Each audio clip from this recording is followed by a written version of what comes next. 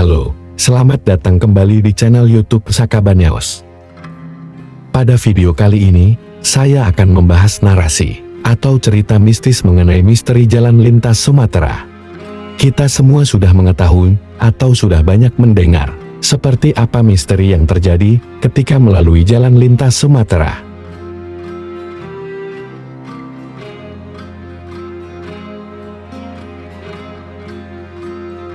Jalur lintas Sumatera atau Jalisum bukan sekadar aspal yang membentang lebih dari 2.500 km dari Bakauheni hingga Banda Aceh. Bagi mereka yang menggantungkan hidup di atas roda, sopir truk komoditas, bus antar kota antar provinsi atau AKAP, hingga pengembara mandiri, jalur ini adalah organisme hidup. Ia bernapas melalui debu, meraung melalui mesin, dan terkadang berbisik melalui fenomena yang tak nalar. Di balik fungsi ekonomisnya, lintas Sumatera menyimpan dunia lain yang terjepit di antara rimbunnya perkebunan sawit, pekatnya hutan karet, dan curamnya tebing bukit barisan.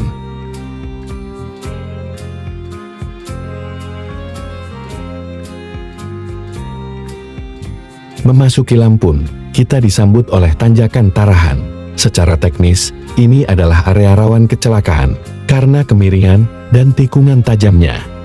Namun, bagi warga lokal dan sopir kawakan, maut di Tarahan seringkali dikaitkan dengan sosok gadis bergaun merah atau rombongan tak kasat mata yang menyeberang jalan. Fenomena remblong.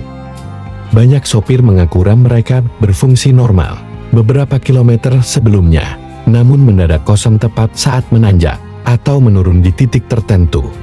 Tumbal proyek. Mitos lama menyebutkan bahwa pembangunan jalan di sini dulunya meminta preman atau tumbal agar tanahnya tidak terus amblas.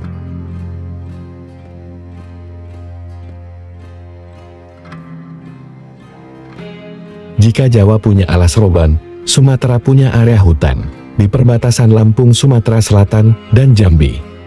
Di sini, musuh utama bukan hanya bajing loncat atau perampok, tapi juga manipulasi ruang dan waktu. Sosok penumpang gelap. Cerita paling klasik adalah tentang bus yang merasa membawa penumpang penuh, namun saat tiba di terminal atau rumah makan, bus tersebut ternyata kosong melompong. Sopir biasanya baru menyadari hal ini saat menoleh ke sekian tengah dan melihat kursi-kursi yang tadinya terisi tiba-tiba hanya menyisakan udara kosong. Desa yang hilang. Beberapa pengendara motor melaporkan melihat pemukiman ramai di tengah hutan karet yang seharusnya tak berpenghuni. Mereka melihat warung kopi yang terang benderang dengan aroma masakan yang menggoda. Namun saat mereka berbalik arah pagi harinya, yang ada hanyalah semak belukar dan pohon tua yang meranggas.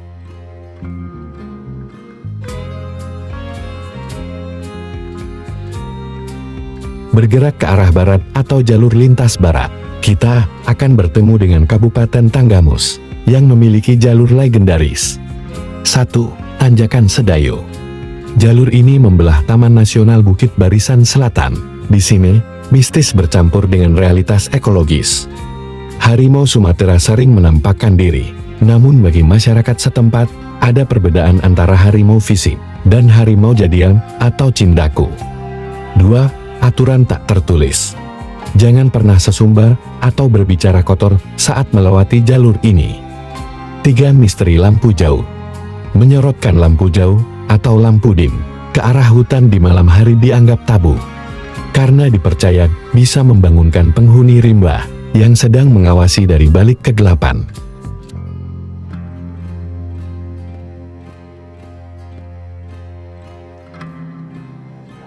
Sumatera Barat menyuguhkan Sitinjau Laut. Jalur ini terkenal karena kemiringan ekstrem dan tikungan yang memaksa bus besar harus mengambil ancang-ancang hingga ke jalur lawan. Secara mistis, titik ini disebut memiliki penjaga. Konon, banyak kecelakaan yang terhindar secara ajaib karena ada kekuatan yang menahan mobil agar tidak masuk ke jurang yang dalamnya ratusan meter. Namun sebaliknya, jika seseorang datang dengan niat buruk atau sombong, jalur ini seolah menjadi pemakan nyawa. Sopir sering melemparkan koin atau rokok ke pinggir jalan sebagai bentuk permisi kepada entitas di sana.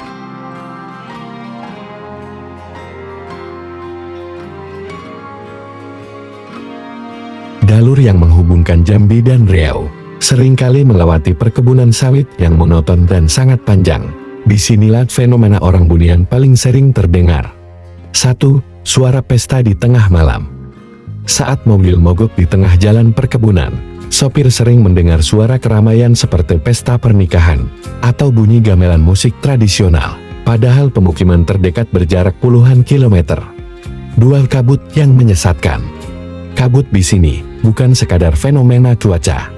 Ada jenis kabut yang mengikuti kendaraan, membuat pengemudi merasa jalanan lurus terus-menerus, hingga akhirnya mereka sadar telah masuk ke jalan buntu di tengah rawa atau hutan lebat.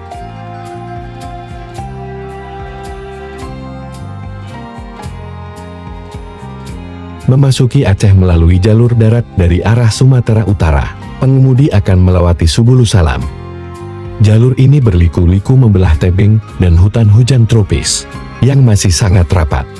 Masyarakat setempat percaya pada begu ganjang atau makhluk tinggi panjang yang sesekali terlihat melangkahi jalan raya di malam hari. Selain itu, ada kepercayaan bahwa jembatan-jembatan tua di jalur ini adalah tempat bersemayamnya arwah-arwah dari masa konflik atau masa penjajahan yang belum tenang.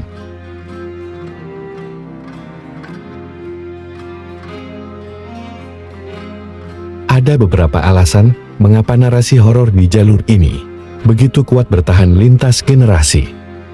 1. Isolasi geografis. Jarak antar kota yang sangat jauh membuat pengemudi sering berada dalam kondisi kelelahan ekstrim atau hipnotis jalanan yang memicu halusinasi atau peningkatan sensitivitas terhadap hal gaib. 2. Sejarah berdarah. Banyak titik di lintas Sumatera adalah lokasi pertempuran masa revolusi atau daerah konflik di masa lalu yang meninggalkan bekas energi di tanahnya. 3. Hormat pada alam. Budaya masyarakat Sumatera sangat menghargai hutan. Hutan dianggap sebagai rumah bagi entitas lain, dan jalan raya dipandang sebagai tamu yang membelah rumah tersebut.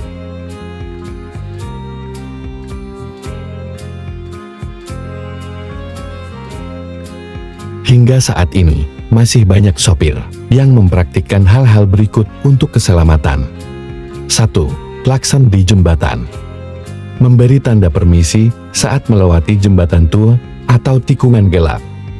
2. Melempar rokok sebagai bentuk pajak kepada penunggu jalan yang dianggap sedang berjaga.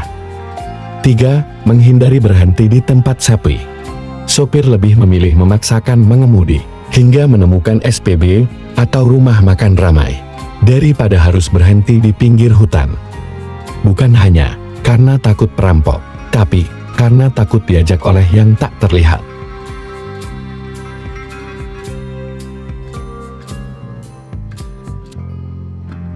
Meski banyak cerita mistis yang menyelimuti lintas Sumatera, hal ini sebenarnya menjadi pengingat bagi setiap pengendara untuk selalu waspada, menjaga etika, dan menghormati alam. Lintas Sumatera adalah guru yang keras. Ia mengajarkan kesabaran melalui lubang-lubangnya, dan mengajarkan kerendahan hati melalui keheningan hutannya. Apakah hantu-hantu itu nyata, ataukah mereka hanyalah personifikasi dari rasa lelah dan rasa takut manusia terhadap alam yang liar?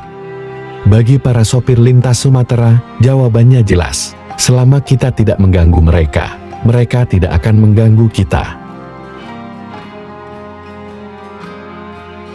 Narasi mistis jalur lintas Sumatera yang saya paparkan di atas tidak bersumber dari satu buku tunggal, melainkan kristalisasi dari berbagai sumber tutur atau oral history dan budaya populer yang berkembang di kalangan masyarakat Sumatera.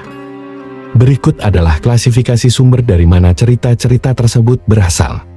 1. Tradisi lisan sopir logistik dan bus AKAP. Ini adalah sumber utama yang paling hidup.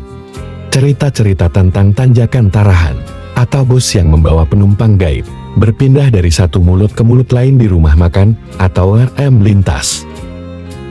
Tempat-tempat seperti rumah makan Gadang di Jalensum atau kantin-kantin di pelabuhan Bakauheni menjadi ruang redaksi bagi para sopir untuk berbagi pengalaman mencekam yang mereka alami sendiri atau rekan sejawatnya. 2. Folklore dan mitologi lokal. Banyak cerita mistis di jalan raya sebenarnya adalah perpanjangan dari mitos daerah yang sudah ada sebelum aspal dibangun. Cindaku atau harimau jadian berasal dari kepercayaan masyarakat Kerinci dan meluas ke wilayah Bukit Barisan termasuk Jambi dan Sumatera Barat. Orang Bunian, mitos Melayu yang sangat kuat di Riau dan Sumatera Barat tentang komunitas tak kasat mata yang tinggal di hutan atau dimensi lain. Bagu Ganjang, kepercayaan masyarakat di wilayah Sumatera Utara, Tapanuli atau Subulu Salam tentang makhluk halus pemeliharaan yang sering menampakkan diri di area sunyi. 3. Laporan jurnalistik dan rubrik misteri. Pada era 90-an hingga awal tahun 2000-an, majalah seperti Liberty atau Misteri sering menurunkan laporan investigasi mistis mengenai jalur maut di Sumatera. Wartawan biasanya mewawancarai warga lokal di sekitar titik rawan kecelakaan seperti Sitinjoloi atau Tarahan untuk menggali fenomena di luar nalar yang sering terjadi. 4. Komunitas digital dan forum urban legend.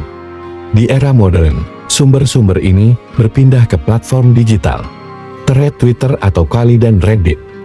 Banyak anak atau cucu sopir lintas yang menuliskan kembali meme orang tua mereka.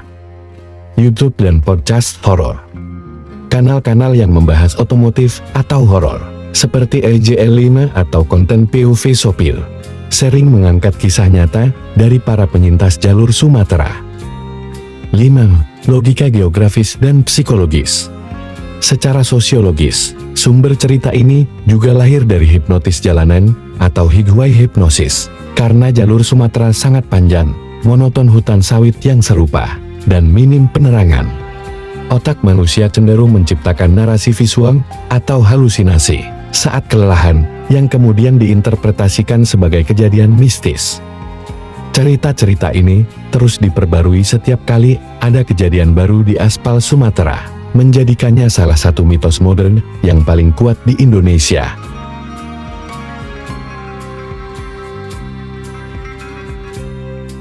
Itulah narasi mengenai cerita mistis lintas Sumatera.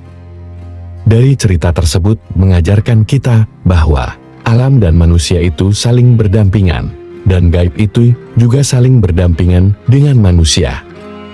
Terima kasih sudah menonton video ini. Jangan lupa untuk di-subscribe channel ini, like, komen dan bagikan video ini kepada teman-teman sahabat semua.